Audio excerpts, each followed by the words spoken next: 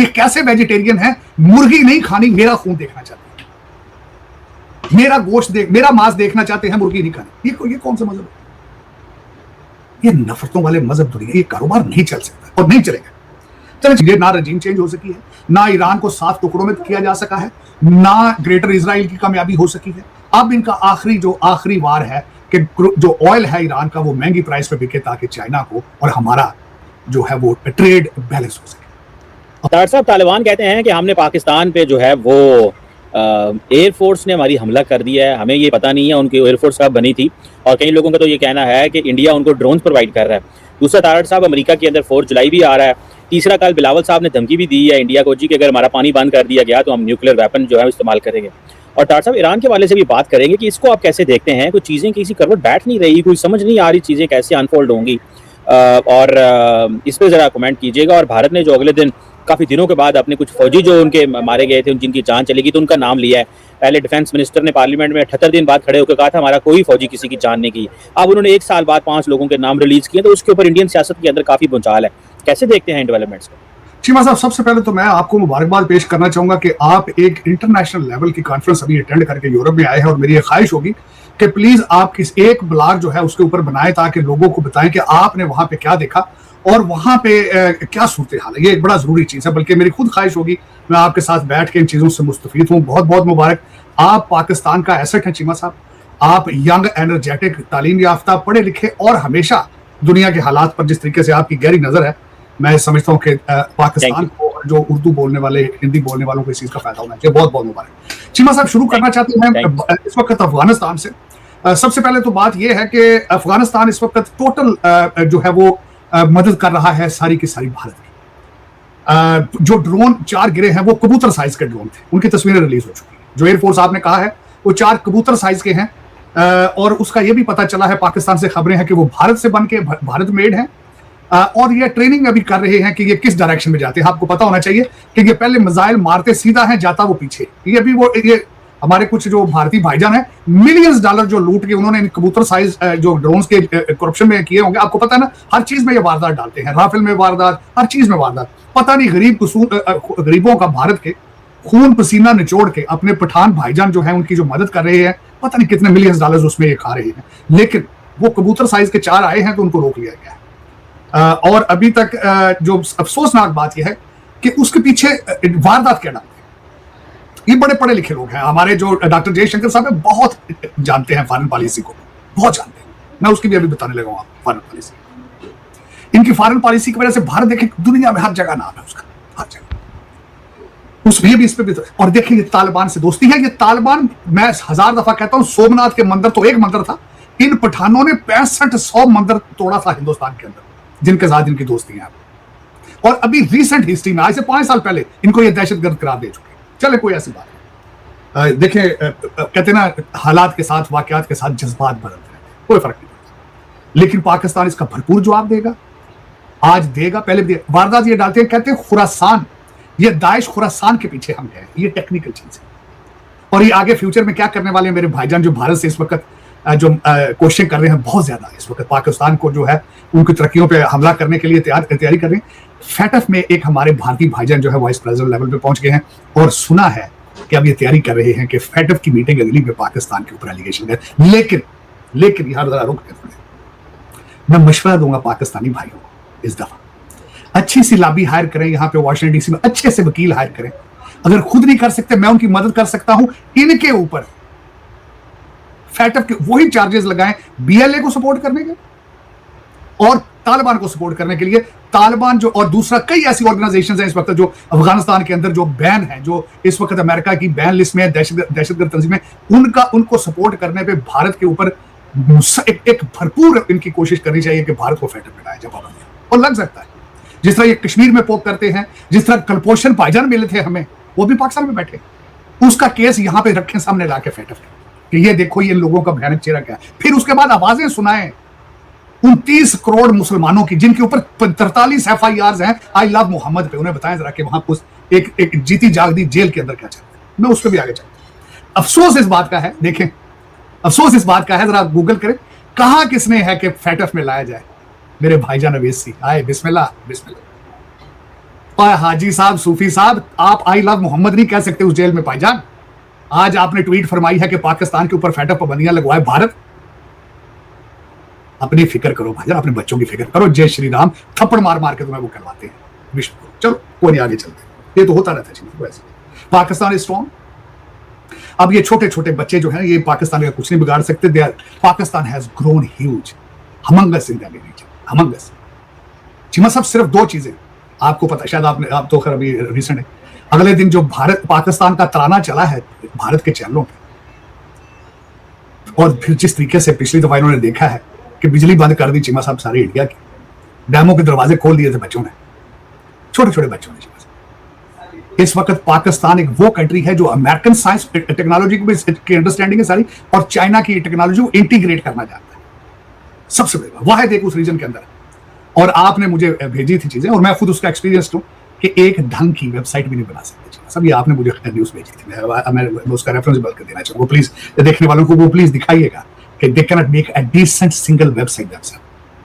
ये जो डिग्रियां लाखों के हिसाब से प्रिंट करते हैं ना, मास्टर डिग्रियां एआई की, और यहाँ आके पकौड़े बेचते हैं, अमेरिका में पिज्जा डिलीवरियां करते हैं, ऊबर ईट यहाँ पे करते हैं ना, सारे इनके जो मास्टर डिग्रियां पीएचडी के लेके फिर प्रिंट होती सारी। अब इनके हर बंदे को शक की नजर से यहां देखा जाता है, यहां तक के जो माइक्रोसॉफ्ट का सीईओ है उसके ऊपर भी एलिगेशन लगाते हैं कि इसकी डिग्री भी जाली।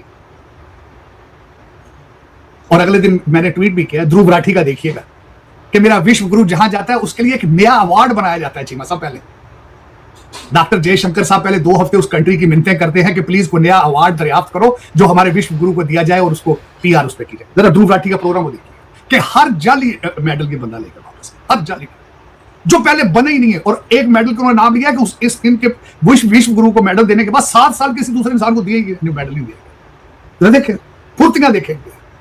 अब चीमा साहब, they have lost the credibility, they are sinking.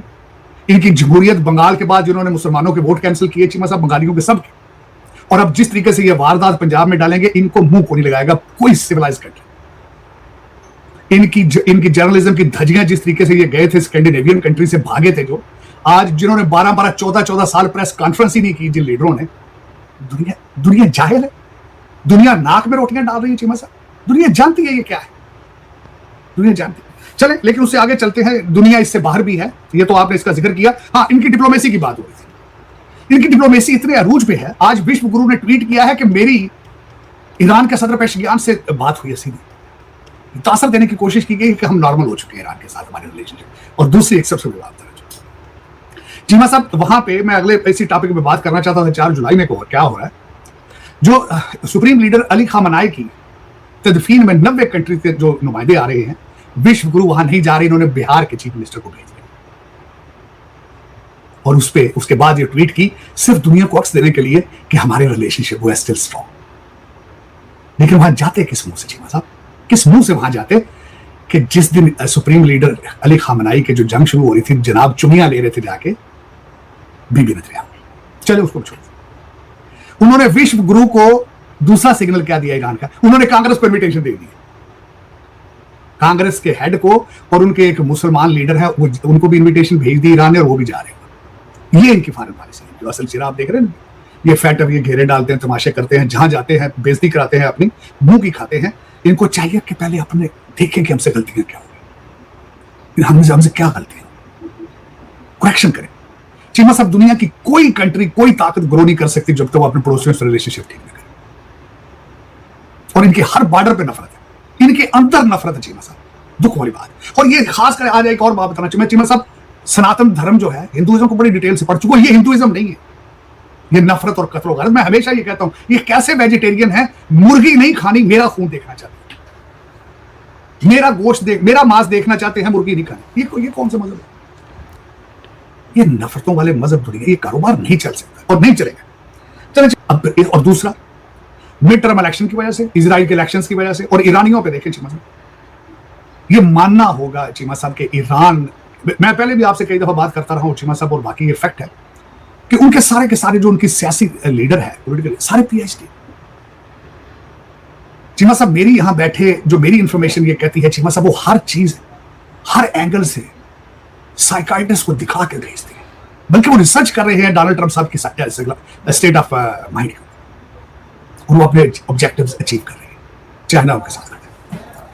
अब उसके बाद और दूसरा, आपको मैंने जिस तरह पता ही था कि यहाँ के पॉलिटिकल माहौल इस वक्त क्या चल रहा है, चीमा साहब ममदानी साहब के एंडोर्समेंट के साथ सारे का सारा न्यूयॉर्क स्वीप कर गया है फार लेफ्ट की तरफ, socialism, not only the left, far left. और उसकी और ईरानियों को भी इन चीजों को पता है कि अंदरूनी हालात क्या है, उनके हौसले बुलंद है और वो उसी तरीके से वो कर रहे हैं, तभी ही वो they are playing hard ball, जिससे दूसरे कहा जा सकता। अब उसमें चीमा साहब, जो एक चीज मैं जो मुसलसल अभी भी उस पर रिसर्च कर रहा हूं, मैं बल्कि 4 जुलाई को सोच रहा हूं उसके ऊपर प्रोग्राम करूं।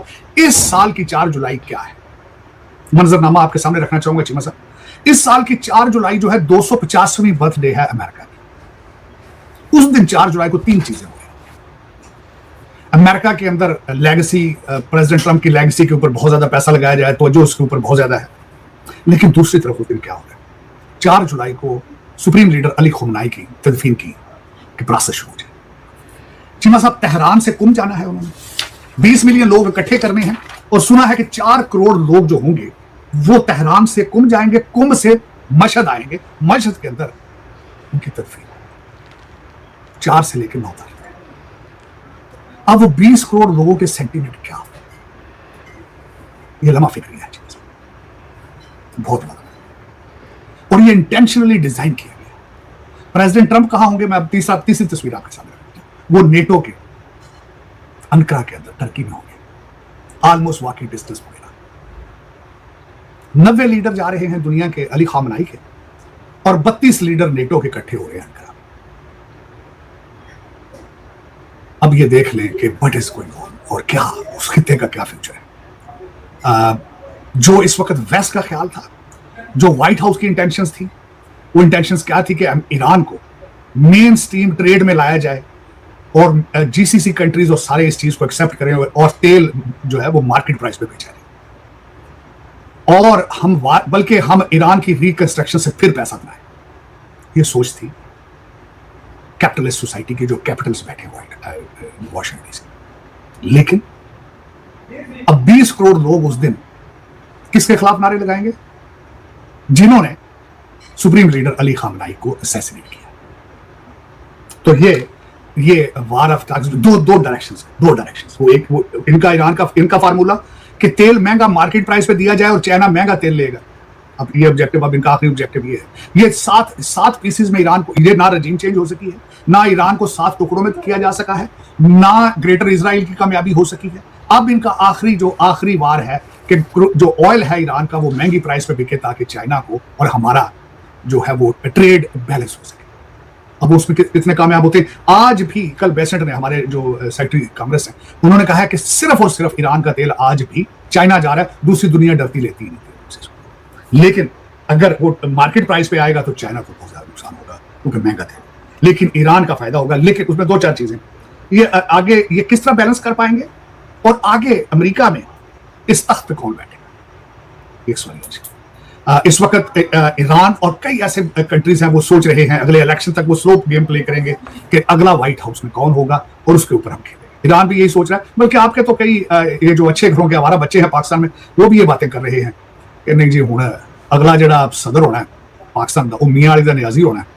तो उसने आते ही सीधा अडयाला जेल जाएगा, मुर्शद पाक और पिंकी पीरनी को साथ लेके प्राइम मिनिस्टर हाउस जाएगा, और फिर 20-20 साल के बच्चे ढूंढे जाएंगे कैबिनेट में रखने के लिए, और फिर नए बुजदार नमियां गोगियां फिर लौटा तमाशे। पाकिस्तान में भी ये सोचा हो जा रही है। दोस्तों, जैसा कि आपने क्लिप में देखा कि भाई अफगानिस्तान ने ना मतलब कि भाई साहब वॉर, मतलब कि भाई साहब ड्रोन अटैक कर दिया है पाकिस्तान के ऊपर, क्योंकि भाई साहब मतलब कि भाई साहब पहले पाकिस्तान ने कुछ मतलब कि एयर स्ट्राइक वगैरह करी थी, और उसके बाद में भाई साहब अफगानिस्तान ने ड्रोन अटैक किया। मतलब कि भाई साहब अफगानिस्तान के पास में ऐसे आधुनिक मतलब कि भाई ड्रोन्स हैं कि भाई साहब वो पाकिस्तान ने भी नहीं देखे हुए भाई साहब, ऐसे ड्रोन्स हैं। अब बताओ ये अफगानिस्तान के पास में आ कैसे गई। मतलब ये बहुत बड़ी सोचने वाली बात है कि जिनको ये पाकिस्तानी कहते हैं कि भाई ये पत्थर के ज़माने के लोग हैं, इनके पास में ये ड्रोन आ कैसे गए।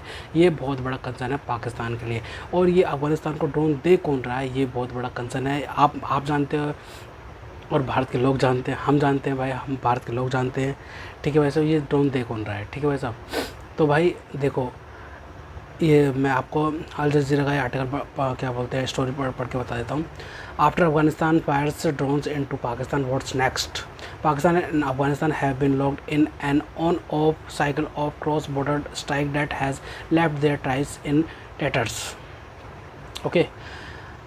Pakistan military said on Wednesday it shot down 4 drones launched by the Afghanistan Taliban into Balochistan hours after Afghanistan defense minister claimed that its air force had struck what is called ISIS centers in Balochistan, Pishin district and parts of Khyber Pakhtunkhwa। यानी कि मतलब कि भाई साहब क्या बोलते हैं, जो अफ़गानिस्तान की आर्मी ने शूट डाउन किए थे 4 ड्रोन्स जो कि लॉन्च किए थे अफ़गानिस्तान की तालिबान ने, उन्होंने क्या बोलते हैं बलूचिस्तान में मतलब कि मारे हैं वो ड्रोन्स। और भाई साहब ठीक है क्या बोलते हैं खैबर पख्तूनख्वा पे भी मारे हैं।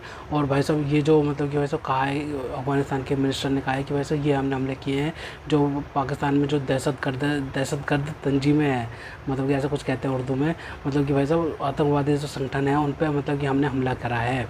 ठीक है भाई साहब, तो भाई ये कहने की बात है भाई साहब, अब अफ़गानिस्तान भी कह रहा है कि भाई साहब पाकिस्तान मतलब कि आतंकवाद को पालता है। तो भाई ये कितनी बड़ी बात होगी भाई, दुनिया के लिए कितना बड़ा कंसर्न है वैसे अगर ये अफ़गानिस्तान ये बात कह रहा है तो। ठीक है, और मैं आपको आगे पढ़ के बताता हूँ। ठीक है, Pakistan Inter Services Public Relations ISPR said the drones were detected immediately after crossing the border and were neutralized through sophisticated countermeasures, describing the launch as part of the Afghan Taliban's patronization and support of terror outfits. Okay. इसके बाद देखिए Kabul Defense Minister said separately that its strike targeted a center of Pishin district allegedly used to plan subversive activities and attacks in Afghanistan, adding that no civilian harm, मतलब कुछ किसी की जान नहीं गई और हमने आतंकवादियों पर अटैक किया। ठीक है, neither side claims could be independently verified। ठीक है, earlier on June 27, gunmen attacked a parliamentary compound in Karachi, killing the 3 personnel. Jamalul Ahar, a splinter faction of the Pakistan Taliban TTP, claimed responsibility, and the subject captured alive was identified as an Afghan national. Pakistan responded on June 29 and strike in Paktika and Kunar provinces, claiming 25 fighters were killed. The Taliban government said 36 civilian deaths। मतलब ये कुछ दिन पहले ये वाक़या हुआ था जो क्या बोलते हैं पैरामिलिट्री कंपाउंड कराची के अंदर जो है मतलब कि 3 पर्सनल की जान चली गई थी। जो मतलब अभी हमला हुआ था ना, मतलब जो हेडक्वार्टर में मतलब कि भाई साहब पूरे हेडक्वार्टर ही उड़ा दिया था भाई उनका, और उसके क्या बोलते हैं ठीक है, और क्या बोलते हैं 3 पर्सनल की जान चली गई थी। और उसमें भाई साहब तालिबान ने मतलब कि भाई साहब बता जा रहा है कि भाई साहब उन्होंने जिम्मेदारी ली थी इस चीज़ की, तो उसी के बदले में पाकिस्तान ने भी एयर स्ट्राइक करी थी। The drone strike mark the latest and is escalating back and fourth of military strikes भी between Afghanistan and Pakistan territories since October 25. The question is, will the drone strike lead to a new escalation from Pakistan, or will the neighborhood find a way to return diplomacy to resolve the deepening tensions? ठीक है, मतलब कि भाई साहब ये मतलब कम करने की बात करी जा रही है और भाई साहब बहुत ज़्यादा जंग पड़ चुकी है फिर से दोनों देशों के बीच में। तो भाई मतलब कि हमने तो सुना था कि भाई साहब मुसलमान तो दोस्त होता है, भाई होता है, ठीक है भाई साहब, वो तो कोई कुछ करता ही नहीं, वो तो उम्मा का मतलब कि एक रिश्तेदार होते हैं, है ना, तो भाई वो तो कुछ कर ही नहीं सकते। तो भाई साहब यहाँ पे मुसलमान कैसे लड़ रहा है भाई साहब एक दूसरे से, भाई समझ नहीं आता। हिंदू और मुसलमान हो तो समझ आ सकता है भाई, लेकिन मुसलमान कैसे लड़ रहा है तो ये तो भाई पाकिस्तान के मुसलमान बता सकते हैं। लेकिन पाकिस्तान ने जितना नाम बर्बाद किया मुसलमानों का उतना तो किसी ने भी नहीं करा भाई साहब, ठीक है भाई साहब, ये तो बात तो खुद पाकिस्तानी भी बोलते हैं, ठीक है भाई साहब।